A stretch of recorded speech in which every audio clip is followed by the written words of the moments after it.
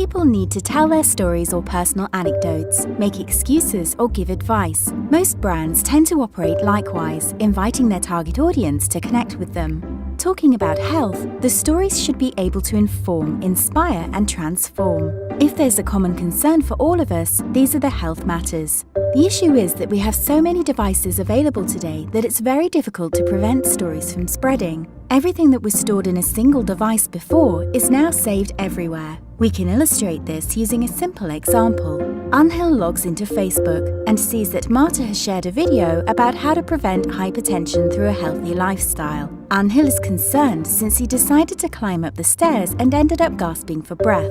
Therefore, he decided to share it on Twitter. David retweets it. Javier does it too. And as he thinks it's a brilliant content for his personal training blog, he writes an article about it. Mickey likes it and shares it on Maneami. The article is so interesting that it goes on the front cover and a lot of people can read it. One of them is Christina, who decides to write a decalogue as an infographic diagram for one of her Pinterest boards.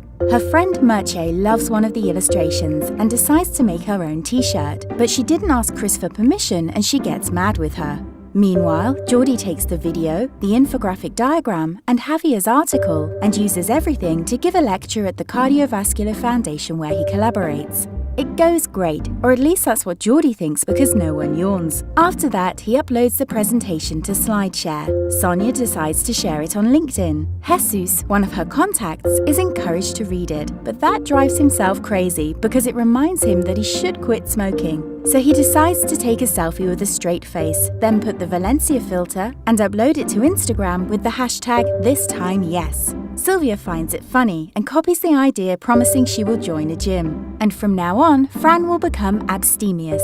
He doesn't even believe it himself. The fact is that within 1 hour, #ThisTimeYes becomes a trending topic in both Twitter and Instagram. An online journal covers the phenomenon featuring the news. Furthermore, Juan Pablo, the editor-in-chief, proposes to Carlos, an influencer chef, to start a video blog with healthy recipes. Officially, Anhil is already a runner, and the video that got his act together is still jumping from one profile to another. From Tumblr to Bebo, from Vimeo to Flickr. Some say they've seen it in Google+. Even a startup has decided to create a smartwatch connected to a mobile app based on the well-known video. It has been already announced in Spotify, in a specialized website, and in a magazine full of two-toned bodies. The most outstanding fact of this story is that people like Geordie, Mickey, or Sonia all connected with the video, and that encouraged them to get informed about the pathology on the website of the lab that sponsored the video. And that is how the cardiovascular risk factors were found, and how they were encouraged to visit the doctor. The structure of the information content made it possible for the potential patients to go in-depth into the topic, acting accordingly, and finally visiting the doctor.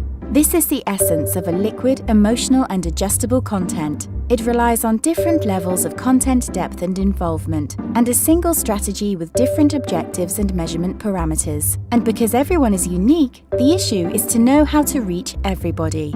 The answer is Crossmedia Narrative. Illusion Labs.